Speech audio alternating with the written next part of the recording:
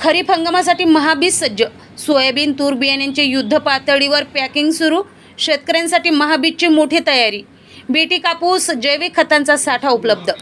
अमरावतीमध्ये आगामी खरीप हंगामाच्या पार्श्वभूमीवर महाबीजकडून मोठी तयारी सुरू करण्यात आली आहे.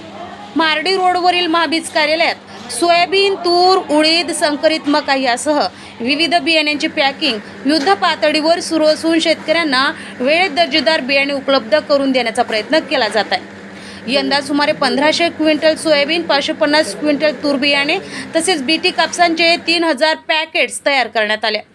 यासोबतच जैविक खत आणि सेंद्रिय उत्पादनाचाही साठा उपलब्ध ठेवण्यात आला आहे. दरम्यान महाबीजच्या सुवर्ण महोत्सव वर्षानिमित्त विविध कृषी जनजागृती कार्यक्रमाचे आयोजन करण्यात येणार असल्याची माहिती अधिकाऱ्यांनी दिली आहे. अमरावती प्रतिनिधी.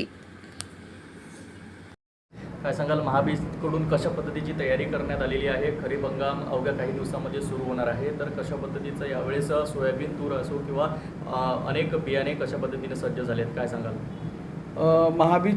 मी महाबीजचा प्रतिनिधी असल्यामुळे महाबीजचे सर्व जे बियाणे आहे ज्यामध्ये तूर आहे, त्यानंतर सोयाबीन आहे, उडीद आहे, मूग आहे, हे सर्व बियाणे मार्केटमध्ये उपलब्ध करून देण्यात आलेले आहेत. किती साठा आपल्या? जवळपास सोयाबीनचा आम्ही 12 ते 13 हजार क्विंटल बियाणे यावर्षी मार्केटमध्ये देणार आहोत. तूर जवळपास 750 क्विंटल, मूग, उडीद 100 क्विंटल. शेतकऱ्यांचा सर्वात जास्त कौल कशावर वाटतो यावर्षी? सोयाबीनमध्ये जर विचार केला तर अमरावती जिल्ह्याच्या क्षेत्राचा जर विचार केला तर मागील 5 वर्षाचा जर डाटा घेतला तर सर्वात जास्त जे क्षेत्र आहे ते सोयाबीन खाली आहे आणि त्या खालोखाल कपाशीची लागवड होते आणि त्या खालोखाल तुरीची लागवड होते.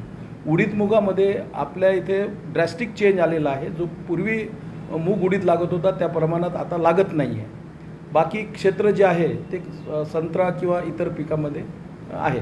तो ज्वारीचा जो पेरा आहे तो मात्र जो ट्रायबल एरिया आहे, जो आदिवासी एरिया आहे, तिथेच तेवढाच एरिया सध्या शिल्लक आहे आणि तिथेसुद्धा ज्वारीचं जे हे आहे ते क्षेत्र कमी होत आहे आणि मक्याकडे त्यांचा कल आहे.